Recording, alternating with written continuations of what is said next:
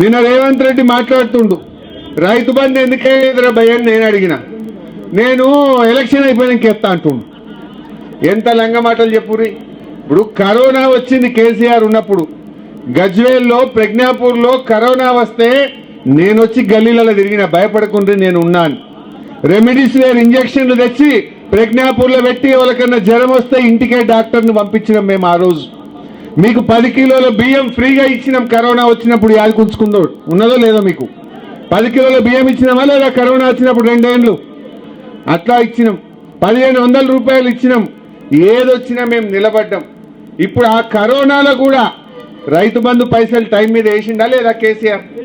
Corona వచ్చినప్పుడు రైతు బంధు ఆగిందా? మరి ఇప్పుడు ఎందుకు ఆగింది? ఇప్పుడు రైతు బంధు అంటే డిసెంబర్లో ఇచ్చిండు కేసీఆర్. ఇప్పుడు జనవరి అయిపోయి ఫిబ్రవరి వచ్చింది. నారు పోస్తిమి, దుక్కు దున్నితిమి, నాట్లు పడే, కలుపు తీస్తిమి, మందు కూడా వేస్తిమి, ఇంకా రైతు బంధు పడకపోయా. ఇది మోసం కాదా? మందు సంచులకు కూడా రైతు బంధు అందదా? నేను అంటున్నా రేవంత్ రెడ్డి, ఇప్పటికి 2 రైతు బంధులు ఎగ్గొట్టినావు నువ్వు. ఇది 3వది.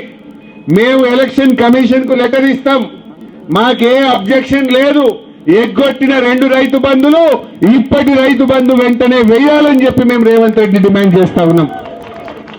బిడ్డ 11వ తారీఖులోగా రైతు బంధు వేయలేదనుకో, నీ కాంగ్రెస్ పార్టీని నిన్ను చీల్చింత గట్టరు మా రైతులు అని చెప్పి హెచ్చరిస్తా ఉన్నా. అరే